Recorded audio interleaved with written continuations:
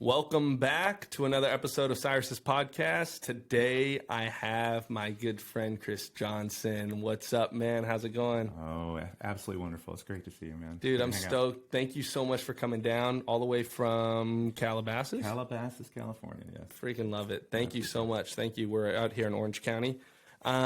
Chris, I want to go over like how you got into the industry and then kind of go through your career journey and get to like where you're going, right? So like what got you into real estate in the first place?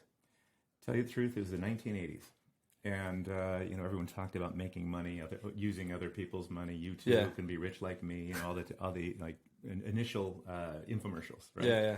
And I fell in love with real estate. I loved homes. I watched these things. I got the tapes, and I just never got into it then. And then I happened into the finance industry, and I worked in there for, 20 years.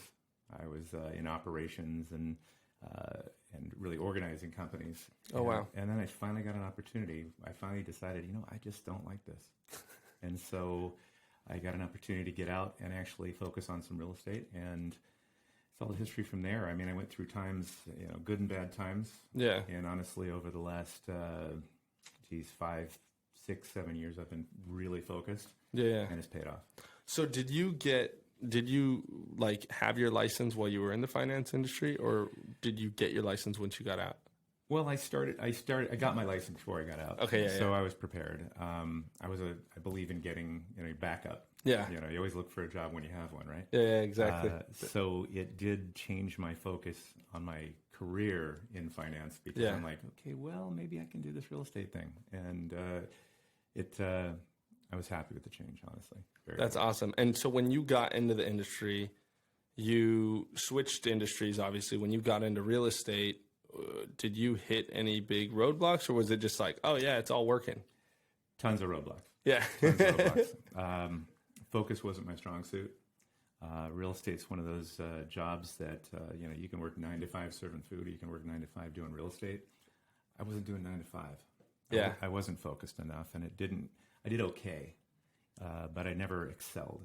And it really took, honestly, getting together with my partner, Holly, to truly focus, truly put together a team, and to get my operational and organizational juices really going again. Yeah. So we've been firing on all since. I mean, it's been great. So now you're I'm guessing you're in charge of the operations and everything. Generally, yeah. In the beginning, our coach said, find your roles, right? Yeah. I'm like, I want to sell homes. I don't want to be sitting here doing contracts. So I ended up doing a lot of contracts, but trying to make it efficient so that I could just run through it really quick and then get out and sell some homes. Yeah. I've fallen into the role of business development, of coaching our agents, training our agents, and creating the systems that would make their lives easier. So that the team can grow as a whole. And how do you like that? Like how do you feel doing that versus like the day in and day out selling? I like it. I like it because I think I've always been the guy, like even when I was not doing a whole lot really. Somebody would say, "Oh my God, you're a realtor," and I'd be like, "Yeah." He said, "Can you help me?" And I'm like, "Yeah, here's my number." I'd end up talking to them for hours, just how to get their license and I'd give them great advice. Yeah, I wish I followed a lot of it myself earlier, but I just always liked helping. So when these agents come to us and start working with us, I really enjoy seeing their happiness and growth. Yeah. You said something a little earlier. You said. You can either work 9 to 5 in real estate or work, what was it, 9 to 5 in... 9 to 5 at a serving food or whatever you do. Yeah. You can either get a paycheck and know that you're getting $25 to $50 an hour. $25 an hour isn't bad for a 9 to 5 job, but you create your own value in real estate. And, what we do is we calculate our production and commissions divided by the hours we work each year, and we know what we're worth, and it's a whole hell of a lot worth more than $25. Yeah. And I want that opportunity. So what does that look like for like a new agent? Let's say a new agent comes into your team. They're joining your team in your brokerage. They're saying, "Hey, Chris, show me what I need to do." Are you basically just like, "Hey, yeah, you guys got to work"? or do you help them with that schedule? Like, how do they know to do that? Yeah, it's difficult because it's definitely new to somebody who's just worked 9 to 5 at a job. So I set up all the systems for them. I teach them how to really use Follow Up Boss, our CRM, which we just absolutely love. Amazing. Yeah, and I direct them on how to communicate with these people. Yeah. And I believe in honesty and clarity. And sincerity. So I always say, call these people, catch up with them, get close to them again, and because most people don't. Yep. Because they want that call, they're not getting it from anybody else. Yeah. And then talk to them about what they do, and they'll ask what you do. 100%. And you say, I'm a realtor, and I've just, one of the reasons I'm here is I'd love to figure out how we could work together and help your business and help my business together, collaborate. 100%. So I really believe in that direct run. Is like, look, I'm a realtor. Tell everybody, and if they don't want to hear it, they're not your tribe. Yeah, exactly. Yeah. And I think it's really interesting because like a lot of people get into this industry and then I think they lack the discipline. Oh, yeah, right, to be able to be successful in this industry. 100%. You are scheduling yourself. You don't have a boss. You don't have a time clock.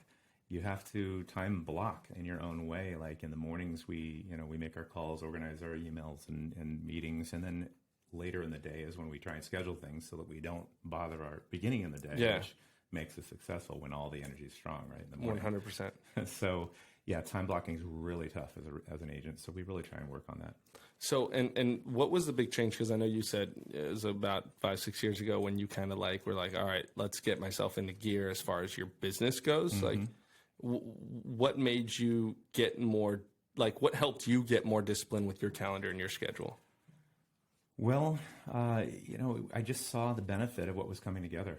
I really did, and I'm a rewards-based person. So I looked at okay, if I do this, it will become this.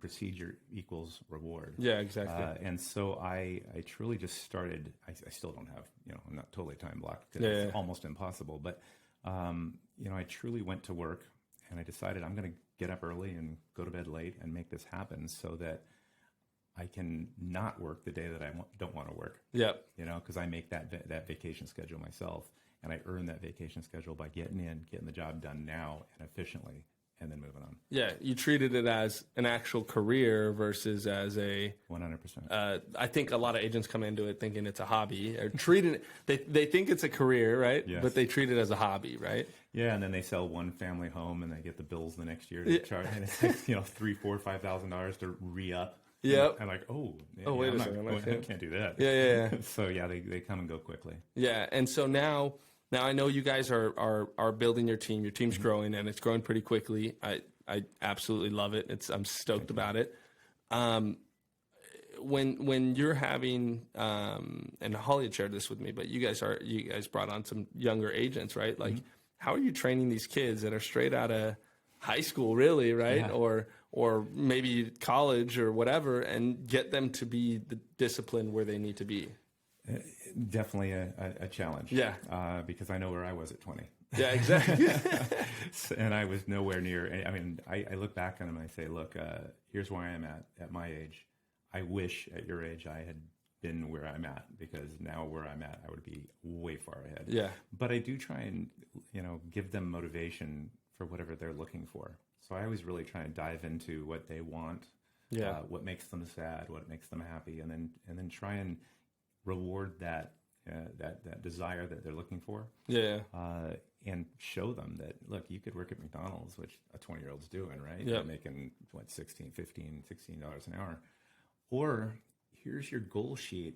If you want to make $16 an hour in real estate, here's what you have to do. I love that. And I'm like, well, how's that look? I'm like, that's all? Yeah. I go, yeah, you could work an hour a day and make $16. And you'll be all right. Yeah. So that's how I motivate them. I show the how hard it is. Yeah. Believe me, I don't play down how difficult it is to succeed in real estate, but I definitely push that if you put the effort in, you multiply your efforts. I think that's the most beautiful thing about real estate, right? Mm-hmm. Like, how much you put into it is how much you're going to get out of it. 100%, yes. And for the people that are teaming up with you, Holly, like the kids that are going there, they're going to learn the right way, because I'm a big believer in you learn from experiences in life, but they don't need to be your own, right? Yeah. And between myself and you, we've probably made more mistakes than all these kids are going to make, right? And we continually will. I told someone this recently. It's like you could teach piano if you're one lesson ahead, right? Like, so as long as I'm making a mistake and I'm running through them, hey, look, I can teach someone to make sure that they don't make the same mistakes I do. Right. But it's going to end up being that individual agent's choice to listen and learn from your mistakes, learn from your experiences, right? Absolutely. And we set goals. I was never a goals person. And when I started using goals, it really made a difference. It really made a difference in breaking it down on each day I need to do this to make this year. Yeah. And so these kids and other teammates, basically we set goals and we go from the beginning of the week, end of the week. We set accountability. I love that. And believe me, if somebody is not living up to their accountability, they'll probably end up going away themselves. Yeah. But I really want somebody who isn't afraid to say, well, I was supposed to make this many calls, but I made this many calls. Okay, why? Yeah.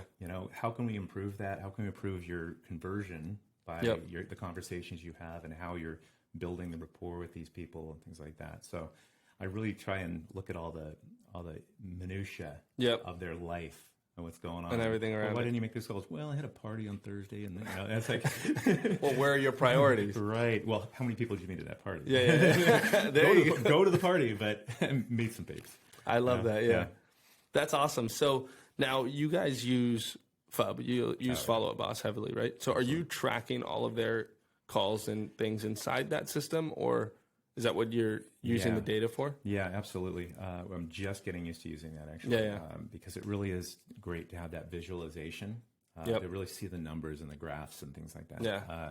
So very useful. And I tell them, they say it's like if it's not in Follow Boss, if it's not in your CRM, didn't happen. Yep. And so if you didn't log it, you're not going to be able to call them back and remember that they talked about their dog, which is awesome rapport, right? To remember things, because no one remembers anything. But two, for legal reasons. I mean, we've all been sued now and then in real estate. It just happens, and having your notes absolutely makes you a pro at getting past those lawsuits. 100%. But and then again, the tracking and training. Look, I'm not going to hurt you for not making your calls, but I'm going to ask you why. Yeah. What can we do to improve that? Because you want to know. What we did that was game changer for us is we started making the leaderboard public. Yes. For everybody to see, and we show it at our team meetings. It's brilliant. I actually sat down and I used that for the very first time. Competition. Oh, it's amazing. Competition is great. We were sitting having sushi with our team, and I looked at all our new mates, and I go, so who's getting the first deal? Yeah. Who's getting the first deal? Well, we had one that's done like 6 deals over the last so many months, but we had some that are brand new. Yeah. And one went like this and raised his hand. I go, I believe you. Yeah. And the other one says, all right, I'll bet you $100 million. Like it started getting a little heated, which was cool because competition does really make it fun. Yep. And then make people work a little harder because I left them and they're like, now I know what I need to do. Yeah. And now they have the drive to go out there and do it. And then you'll start seeing them on the top of the leaderboard, right? Yep. So now you're building the team. It's growing. What's next? What's next for you? What's next for you and Holly? What's next for the company? Well, I'll start with the team. I mean, I really, we built it. We have about 6 agents right now. We're going on 7, 8, 9. We're interviewing quite well, and I have no problem building it a little quicker. Learning to be a team leader is not the easiest thing because it is a challenge to motivate and to not push them away. Yeah, exactly. Bring them in, right? So I'm really trying to become great at it before I get take it to the next level. Yeah. So I don't want to get too many teammates and then weaken, my power for them. Yeah, it's a culture, it's a system, it's a process. Yeah. So how are you attracting those agents that are coming to you right now? Honestly, I haven't done a whole lot of attracting events. They're coming because they've heard about us. Probably our digital work. We do a lot of filming, a lot of kind of fun YouTube. I love the stuff you guys do. Thank you. I absolutely love it. We try and be as creative as possible, and people look at it and they just it looks like we're really an exciting team, which I like to look like. My son joined us. Oh, that's awesome. My other son, he goes, you know why he wants to join you? I said, why? He says, because you make it look so good. And he meant it in a bad way. And I'm like, I'm like, that's what I do. That's I just have fun doing what I do. And if he sees that, then so be it. Yeah, exactly. And so, luckily we've been able to create a character in the industry that other agents say, oh my gosh, yeah, you should. I want to be part of it. Yeah. One guy's coming to us from another agent down in Southern California who basically said, you have to talk to these guys only. That's awesome. Yeah. So we get that a lot, honestly, which is really nice. That's those super referrals cool. are just, well, yeah. And that's like that kind of growth is what lasts, like what makes a lasting company as well, right? Because you're building the culture as it grows. Yeah, exactly. Which is so cool. And like, I'm like so excited to see this journey that you guys are going on right now. Like, it's fairly new. Yeah. But it's working really well, feels really good, and really put me in the place. I know where I need to be now, which is really awesome. Which is what you enjoy, right? You enjoy that mentorship. You enjoy that process and system to help them grow. And so it allows you to be that and do that, which is so exciting. Exactly. And Holly and I, so we want to expand this. I know she talked about how we want to go into different markets. Yeah. And for what reason. I want to go into some nice places where I want to go. Exactly. I mean, the stats are great, and knowing, where to go. And I definitely want to go into places where it's easy to build, but I also want to go places where I want to go and actually talk to these people and be a part of it. Because one thing, I think that leaders should show their face. They should be around. And I agree. And I don't ever want to change that mission. If I have 30 agents all across the U.S., I want to be face to face with them, because they see that warmth and feel that power, and it makes it just so much better, more way motivating. Better. And also, again, going back to that culture that keeps people part of a company, like when they know their leader is there with them, 100%, they're going to stay with them long term, right? Now, I've two more questions for you. One question is probably a little harder than the second question. So the first question is what advice would you give someone that's in another career right now, thinking about making the jump into real estate, and just on that fence right now? What advice would you give them? Wow, that's a tough one, because it's such hard work really starting out. Yeah. You really have to have great support. So you have to have a great support in your family and friends, but great financial support. Have a little money in the bank, because you probably won't make any money right away. So it's tough. But I would say if you have that, go all in, because a part-time agent doesn't have the time to sell one home, honestly. And when they do, they don't do a great job. And you want even that first one to be really powerful, so the second one comes quick. So you keep going. Yeah, so I think it is. It's just you got to go all in. You got to commit. And if you commit and make your goals, you'll hit them. Don't test the water. Just dive in. Oh, yeah, 100%. I love it. I love it. Now, my second question is where do people find you? How do they contact you? Yeah, well, we have our YouTube channel where we do great videos. It's at hollyandchrisfilms.com. Okay. We really love, instead of walking through a home, we try and create a film about the home. I love that. A story. And we've done some sci-fi, some horror, and even just like an Italian adventure, a $20 million Italian home. And so we're always looking for new ideas. And then Holly and Chris, luxuryhomes.com, our website, tells the story. Awesome. Killer. Awesome. And I appreciate you so much for sharing your knowledge, being online today with me. Thank you. Thank you again. Thank you for having me, man. All right, man. Catch you later. Yeah.